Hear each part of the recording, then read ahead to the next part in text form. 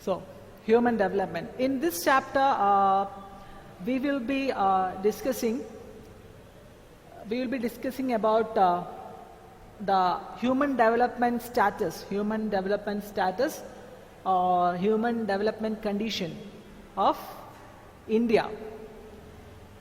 We will be giving importance to India, okay? So, 60 years ago, Rekha was born in a family of small farmer in Uttaranchal.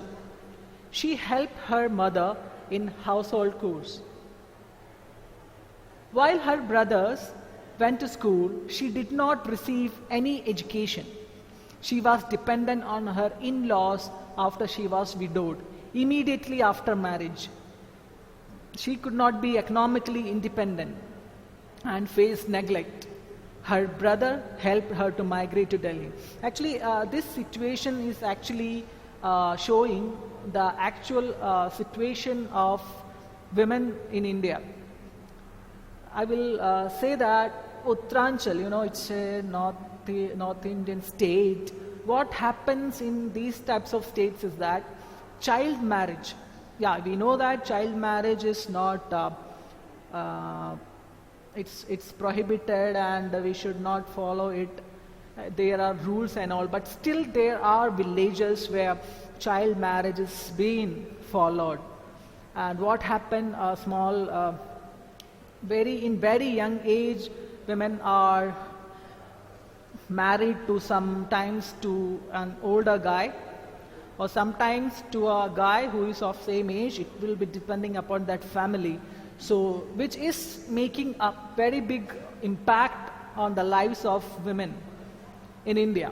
Okay, so this itself is an example of it. So we can just read it. Okay, she helped her mother in household chores while her brothers went to school. She was deprived of education. She was not allowed to go to schools.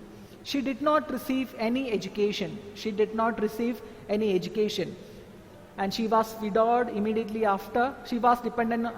She did not receive any education. She was dependent on her in-laws after she was widowed immediately after marriage. She could not be economically independent and faced neglect. Her brother helped her to migrate to Delhi. For the first time, she traveled by bus and train and was exposed to a large city like Delhi. So she was exposed to a large city like Delhi first time in her life. After a while, the same city which attracted her with its buildings, roads, avenues and facilities and amenities disillusioned her. She was very much attracted to that city life. The first time when she was traveling to Delhi, she saw big buildings, big cars, transport facilities, all these things just attracted her. Okay, but after some time, it just disillusioned her. Everything started to change. With greater familiarity of the city, she could comprehend the paradoxes. She can see the changes. The Jhuggi and slum clusters. Oh, actually, what is Jhuggi? Jhuggi is actually a slum. It's like a slum dwelling which is made up of mud, or it is made up of sheets. No, iron sheets are there.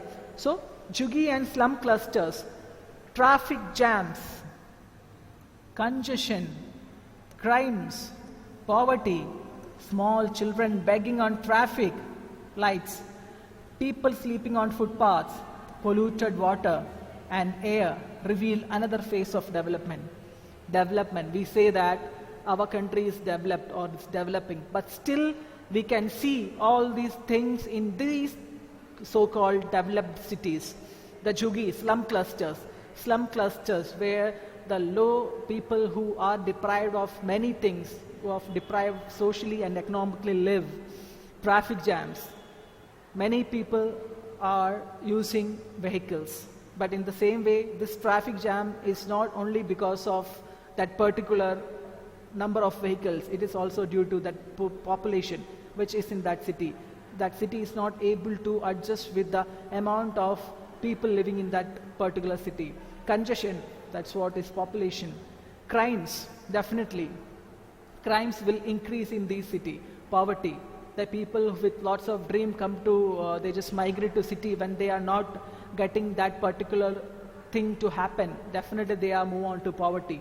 Small children begging on traffic lights. You can see when you go to north, you can't just see it in, I think in Kerala, but when you go to some northern part of a country, you can see small kids, they are begging. But now begging is also prohibited in India, but still there are some places where small children, you can see they are begging on traffic lights. People sleeping on footpaths, that you can see in Kerala also. Many of the people, if you are going to Tambanur bus stand and all, you can see definitely there will be 10 or 15 people who will be sleeping in footpaths.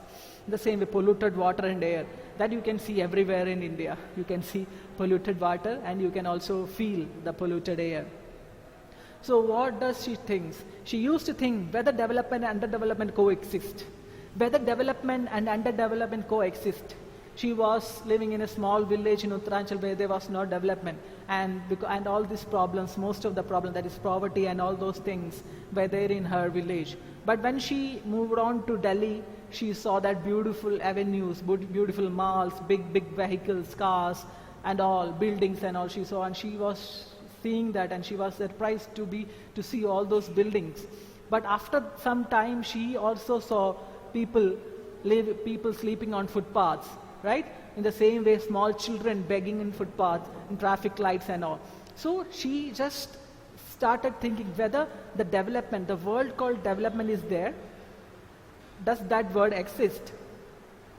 Whether development helps some segments of population more than the other. Whether the development is only meant to some people or it is meant to the whole population. Does development create haves and have-nots? Let us examine these paradoxes and try to understand the phenomena. So of all the paradoxes of our times mentioned in the story, development is the most significant one. So the most significant one which we are going to discuss today is development. Development of a few regions, individuals brought about in a short span of time, leads to poverty and malnutrition for many, along with large scale of ecological degradation. So what does development means? Development does not just mean that everything is developed, people are economically, their economic status increase, their total purchasing power increase. It does not have only these aspects. This also lead to sometimes to poverty and malnutrition for many, along with ecological degradation. Ecological degradation means imbalance in the nature, water pollution, air pollution, land degradation. All these things come with development. Is development class biased? Apparently, it is believed that development is freedom. We have discussed earlier also. Development is freedom. People must have choices. People should have the choices, right? The people who are having choices, the country which is providing choices to their people, those countries are very high in development index. So development is freedom. A person should be, the people in a particular country should have that freedom to live and freedom to choose. That is the most important criteria for development, which is often associated with modernization, leisure, comfort and affluence. What is affluence? Affluence is actually wealth. It is wealth, accumulation of wealth. Okay, so development is freedom, which is often associated with modernization, modern techniques, new technologies, leisure. You know leisure? Simple. Comfort. We all want comfort. We don't want to go out of our comfort zone, right? If we want to go to a shop which is just near to our house, we will not walk and go. We'll just take our bike and we'll go, right? It's not only with you, it's with me also, right? So in the present context, computerization, industrialization, efficient transport and communication network, large education system, advanced and modern medical facilities, safety and security of individual, etc., are considered as the symbol of development. So if we want to say that a particular colony or a particular place or a city is developed, so-called developed, so what should be there? We think that efficient transport and communication network. There should be efficient transport and communication network. In the same way, large education system. There should be many schools and colleges. Advanced and modern medical facilities. big hospitals, medical colleges, safety and security of individuals, good security system. It's not that security system. The people should be secure in that particular place, are considered as the symbols of development. Every individual, community and government measures its performance or levels of development in relation to the availability and access to some of these things. So every individual and community and government measure its performance by checking all these access to all these things which we have discussed above.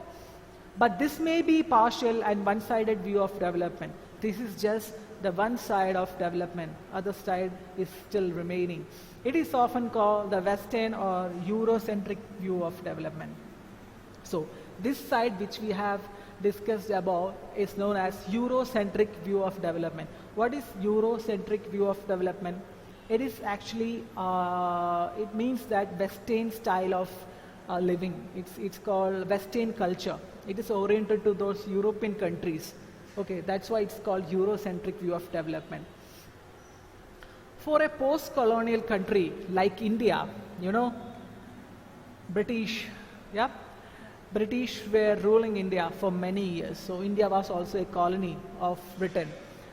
Colonization, marginalization, social discrimination, and regional disparity, etc. show the other phase of development. So the other phase of development is seen by, if we just go back to our history, we can just understand the thing, right? What is colonization? A bigger, a stronger country is coming to our country and making us their colony. Marginalization. What is marginalization? It's a process of making a group or a class of people less important or relegated to a second position. We are the people, in the same way after colonization, they come to India and actually we are the first citizen of that country. But still, when they rule, we are the second citizen. Sorry. Social discrimination in all aspects. All aspects social discrimination. It is seen in India because India is a diverse country. Yeah? The tradition, the religion, the caste and everything is different. Right? There are different types of religion, there are different types of caste and all in India. So social discrimination and regional disparity. Regional disparity can be the practice of a larger country or a government growing stronger by taking over poorer or weaker countries. Right? Some countries just take over some small countries, weaker countries, and they just give them some government aids and all, like policies and all, and after some time the whole country is in the control of that stronger country. So this is regional, no, that's not regional. Regional disparity is actually the people are different. They are different in all aspects, whether taking the case of income or taking the case of socially they are different, and the case of income level they are different. Everything there is we can see disparity. So this shows the other phase of development. Thus for India, development is a mixed bag of opportunities. Development is a mixed bag of opportunities as well as neglect and deprivations. So this is India. Okay. There are a few areas like the metropolitan centers and other developed enclaves that have all the modern facilities available to a small section of its population. But in India, there are many things are available, many facilities are available in India which are only available in so-called very high developed countries. But those facilities, those services can be afforded only by a group of people, a section of population who are very well, settled, who are very well settled financially. At the other extreme of it, there are large rural areas and the slums in the urban areas. Rural areas and the slums in the urban areas that do not have basic amenities like water, education, health infrastructure available to majority of its population. So, in the same way, there are large rural areas and the slums in the urban areas that do not have basic amenities like potable water, drinking water, education and health infrastructure. to majority of its population. You can see rural areas, obviously. Rural areas does not have access to all these services. In the same way, there are some slums in the city centers. For example, you must have heard of Dharavi, right? Dharavi you must have heard about. So Dharavi is a slum which is in Maharashtra, and that is, we can just name it the biggest slum, but it is situated in the core of the city, in the most center part of the city. That area is actually slum, but these people are deprived of all these things. In a metropolitan center, it's a metropolitan center, but still they are deprived of all these things which a particular group of that particular city are having. The situation is more alarming if one looks at the distribution of the development. The situation is more alarming if one looks at the distribution of the development opportunities among different sections of our society. It is a well-established fact that majority of the scheduled caste, scheduled tribes, landless agriculture laborers, poor farmers, slum dwellers, etc. So, this situation is mostly faced by scheduled caste people, scheduled tribes, landless agricultural laborers, poor farmers, and slum dwellers. A large segment of female population is the worst sufferer among all. Among all these, the most important people, the most vulnerable ones are the women. It is also equally true that the relative as well as absolute conditions of the majority of these marginalized sections have worsened with the development happening over the years. Even we say that the development is going on, India is developing and all, but still that development haven't reached to all the people, mainly to this category called women. Even they are still now, they are facing many problems. Okay. Consequently, vast majority of people are compelled to live under abject poverty and subhuman condition. Even now there are people who don't have access to basic amenities like food, good food, shelter, even drinking water. There are many people in our country who are deprived of it. If we just go down to many places, down to the slums, what we call slums, if we just enter into that particular atmosphere, we can see that people are living in very small house. A family of 5 or 6 people living in a small house, having just one bedroom and a hall. Hall is converted into kitchen. They don't have anything for any good sanitation facilities. They must be for the people over there, more than 10,000 or 2,000 people will be there in a particular slum, and they will be having just 1 or 2 toilets or bathrooms. So this is a reality. This is a reality which we have to see. We are just seeing the outer page, the outer page of the book, but we are just seeing the cover of the book. We are not going inside it. There are lots and lots of stories of these people living in this condition.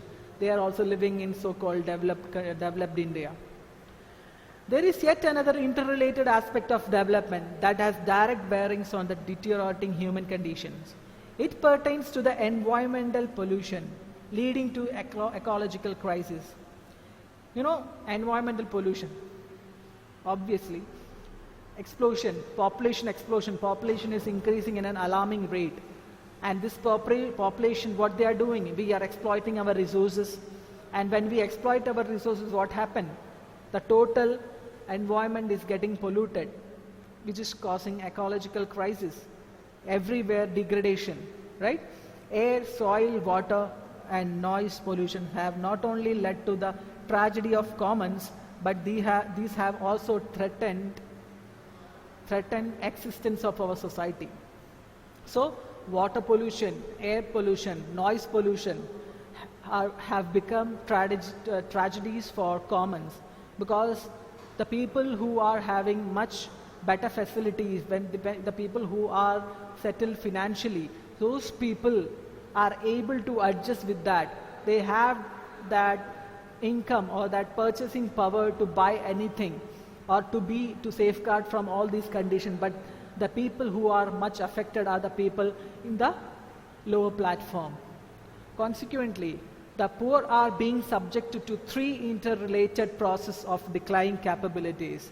That is, first one is social capabilities due to displacement and weakening social ties. What does that mean? It means that they are poor, so their social ties will also be that much small. The company or the friends or the social responsibilities or the social ties which they have with other people will also be very less. That is according to the social capital. That is the social capital. Environmental capabilities due to pollution. Due to pollution, they are the much affected. Because of water pollution, they are not able to get that potable water even for drinking. Personal capabilities. What are personal capabilities? Due to increasing incidence of diseases and accidents. This in turn has adverse effect on their quality of life and human development. So what does that mean? It just means that the people over there are having direct problems with these things. They are affected the most by all the problems happening over here. They have problems in social capabilities, they are in problem. Environmental capabilities, in this case also they are facing the problem. Personal capabilities due to incidence of diseases, many communicable diseases and all other big diseases, and they are not able to treat it properly because of they don't have that much of financial stability to treat these diseases. And accidents. These people are maybe working, they are laborers mainly. Sometimes due to some accidents in their sites may cause they may become physically handicapped. Sometimes the person can lose their life, right? So these things are happening for these people who are in the lower level of our society. Based on the above experiences, it can be said that the present development has not been able to address the issue of social injustice, regional imbalances, and environmental degradation. So what does that mean? Based on the above experience, it can say that the present development which we are talking about, yeah, India is in a better condition when we consider some other countries. Yeah, we can say like that. But still, if you just see to this problem, if we are just considering this problem, the problems which we have discussed above, so it just shows that it is actually social injustice, regional imbalance, environmental degradation, everything is there. We are just showing that everything is fine, everything is going good, we are providing equality to everyone, every policies which we are giving are meant to the people, it is being given to the people and they are accessing it. But still, there are many loopholes. On the contrary, it is being widely considered as the prime cause of the social distributive injustice, deterioration in the quality of life and human development, ecological crisis and social unrest. These are the reasons. These are actually socially we are facing many problems which are due to this distribution, this injustice which is shown in the distribution of these things. Does development create, reinforce and perpetuate these crises? Yes, mostly yes. Yeah, with development all these problems also come. Thus it was thought to take up human development as a separate issue against the prevalent Western views of development, which considers development as a remedy to all the ills including human development, regional disparities and environmental crisis. So the criteria which are used by developed countries cannot be adopted in a country like India to find out the human development. So there should be some more components, some more indices should be added particularly for India or country like the country same as that of India, so that they can find the correct reasons and we can find we can get a solution for all these problems. Concerted efforts were made to look at development critically at various times in the past, but most systematic effort towards this was the publication of the first Human Development Report by UNDP, that is United Nations Development Program in 1990. So the first Human Development Report was published in 1990 by UNDP. Since then, this organization has been bringing out World Human Development Report every year.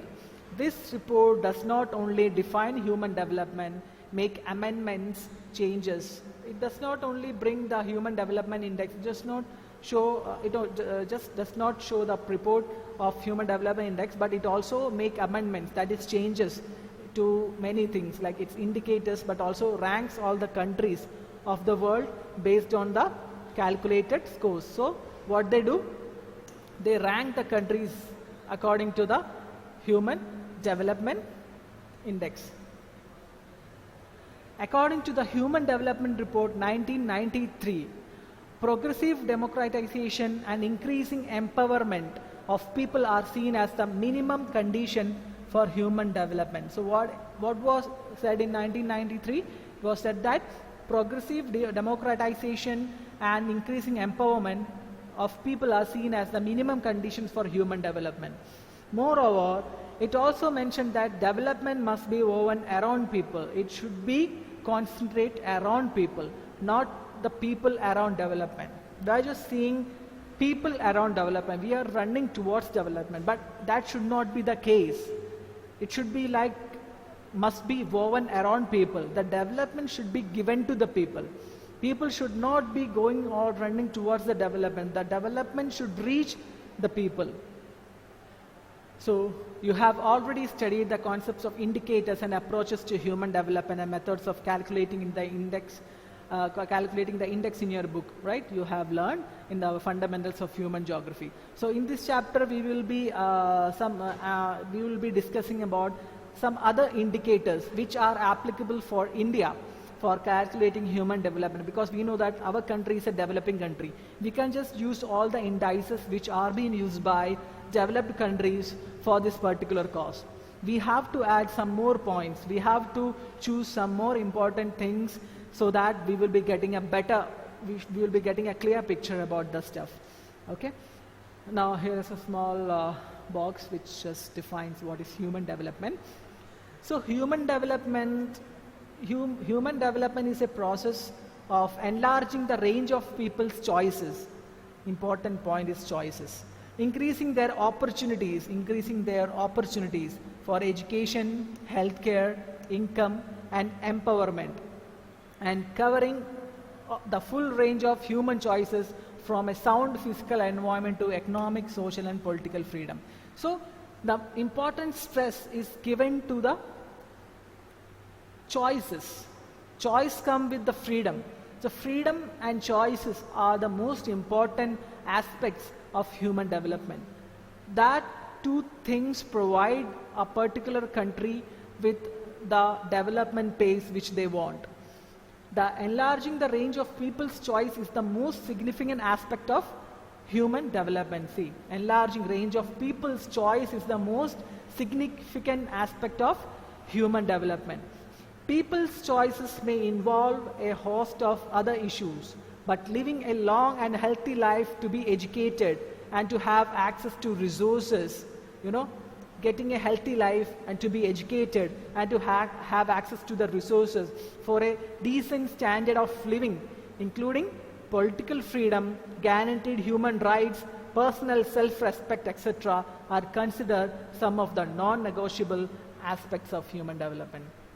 So we can just think that human development consists of only some of the factors, or it is just a combination of some components. Actually, it is not that thing. It includes many things, in which freedom and choices are the most important thing. In the same way, access to resources, good education facility, and good healthcare facilities are very much important. The same way, the freedom should be given to they should have the freedom of political freedom. That is the most important thing, that they have the right to select who wanted to be their government, who wanted to rule their country, who is the best part, who can give their best part for their country, who can provide them with that human development which they want.